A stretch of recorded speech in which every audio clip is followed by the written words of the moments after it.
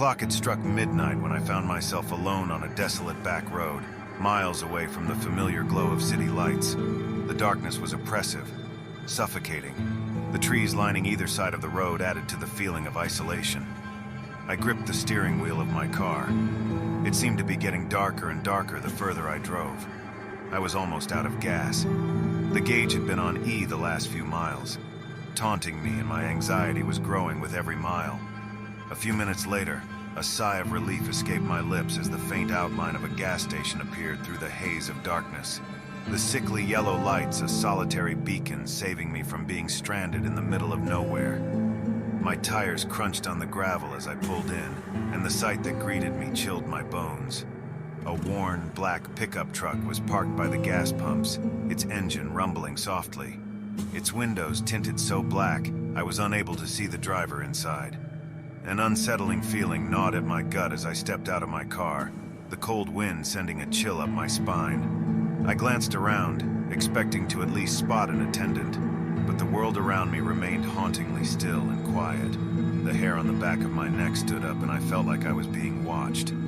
I quickly fueled up and hurried back to the sanctuary of my vehicle, locking the doors. The gas station's light started to flicker as I started my car. My fingers tightened on the steering wheel as my gaze involuntarily drifted back to the idling pickup truck, a knot forming in my stomach. I pulled back onto the road. My heart raced as I continuously cast wary glances in my rearview mirror. A few miles down the road, my breath hitched at the sight of headlights behind me, rapidly getting closer. I pressed on the gas, speeding up a bit, but it was so dark out and I wasn't familiar with the road. I hoped the driver would just pass me and go on his way. Adrenaline surged through my veins as the pickup truck drew closer, until he was right behind me, his lights shining through my windows and mirrors, blinding me. The truck suddenly accelerated and pulled alongside my car. Panic welled up inside me, and I felt my stomach drop as I glanced out my window and recognized the pickup as the same one that had been idling at the gas station. My fear grew as he started coming dangerously close to my side. With my heart pounding in my chest, I swerved to avoid the collision and slowed my car to let him get ahead, still hoping he would just take off and leave me be. My hands tightened on the steering wheel, but the truck wasn't done. It came alongside me once again, forcing me to swerve out of its way over and over. My tires screeched in protest as I fought to maintain control. My knuckles turned white against the steering wheel as the road became a battleground, each twist and turn a battle for survival against an opponent I couldn't comprehend. The pickup truck's relentless assault continued, pulling up alongside me, forcing me to swerve, then veering ahead only to slam on the brakes, sending me into heart-stopping panic.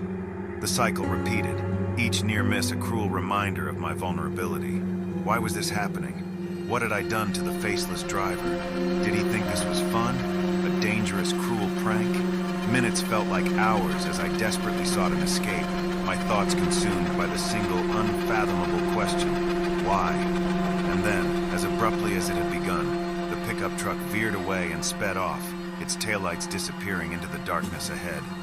I watched it vanish, my chest heaving, a mixture of relief and confusion washing over me.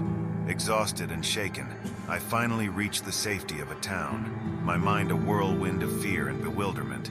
I decided to stop for the remainder of the night and continue on in the morning. Alone in the glow of streetlights, I made a solemn vow. I would never venture down deserted roads alone at night again.